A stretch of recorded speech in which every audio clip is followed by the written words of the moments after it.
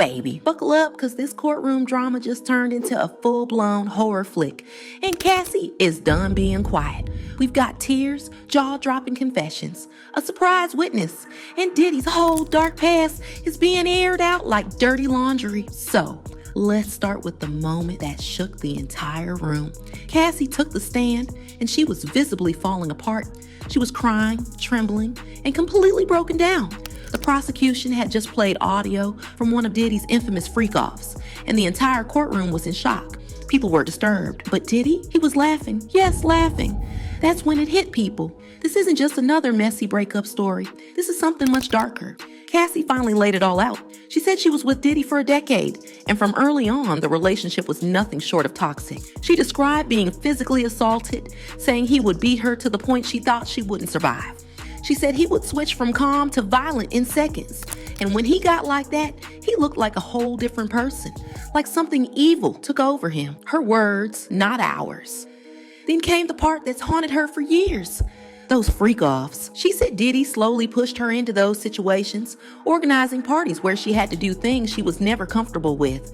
Saying no wasn't an option. She felt trapped. She did what he wanted out of fear, not because she wanted to. She handed over laptops and hard drives full of evidence, messages, photos, recordings, and she confirmed she checked every file. Nothing accidental, nothing planted. She knew what she was giving up. Cassie also talked about her music career, or better yet, how it was completely derailed. She signed a 10-album deal with Bad Boy in 2006, but after her debut, silence. She said Diddy controlled everything, what she sang, how she looked, who she worked with. She said he used his power to hold her back, and every move she made had to go through him. Even her appearance was micromanaged. From her hair to her nails, to how ethnic he thought she looked on camera. She described times he drugged her without her knowledge. One incident involved him allegedly putting something in her drink that left her dazed and out of it. She said she wasn't even aware of what was happening during one of those nights. This wasn't love. This was psychological warfare. Cassie went on to explain how Diddy would track her movements, sending staff or security to check on her if she wasn't where he expected her to be. Even though they lived minutes apart, he'd roll up in a golf cart to her building unannounced. She said she'd been to all of his homes across the country, and every single one had safes filled with cash, jewelry, cameras, and tapes. Private tapes. She shared how he'd give her money as a form of control. It wasn't generosity, it was leverage. If she stepped out of line, he threatened to take it back. It was all conditional. She was even told what type of nails to wear. That edgy shaved head look we all remember from 2009. That wasn't well received either. He didn't like it. And when it came to her music, she said she wrote hundreds of songs that were never released. Only a handful ever made it to the public. She wasn't paid for most of it. Eventually, she started doing hosting gigs just to survive, but even those had to be approved by him. Her manager at the time couldn't book anything without Diddy's sign-off. That's not just micromanagement, that's ownership. Then came the twist no one saw coming. A surprise witness walked into court. So, things just got way darker because a male escort named Daniel Phillip came forward and spilled everything in court. And let me tell you, it's disturbing, graphic, and way too real. Daniel claims Diddy used to pay him to sleep with Cassie, while Diddy sat back and watched the whole thing, sometimes even filming it. And no, this wasn't some casual situation. Daniel was being paid anywhere from $700 up to $6,000 per encounter, depending on how it all went down. These so-called sessions could run from a quick hour to full-on 10-hour marathons. And it wasn't just in one place either. Daniel mentioned spots like the fancy Gramercy Park Hotel in NYC. The settings were luxe, but the vibes are creepy and controlling.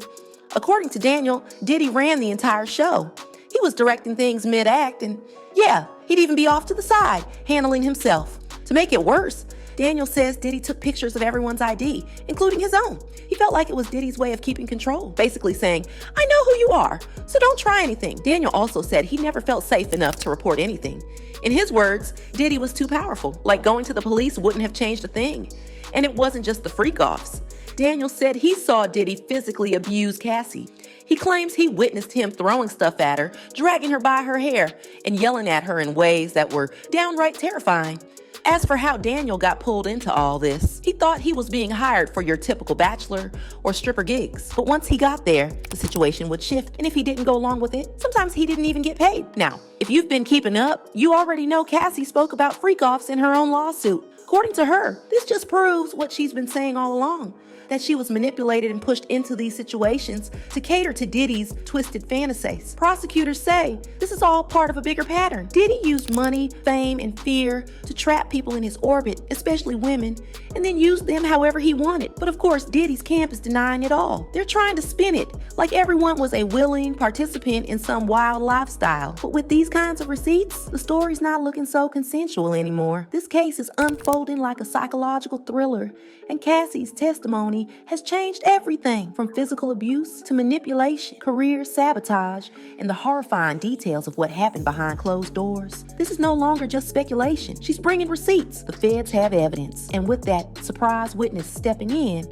it looks like this story is far from over. People think this chapter is finally coming to a close and that we will have some justice soon.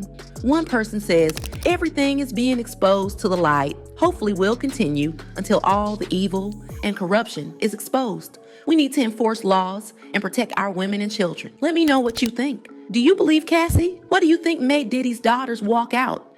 And what's on that tape that had to be hidden for all these years? Because if this is what's coming out now, imagine what's still buried.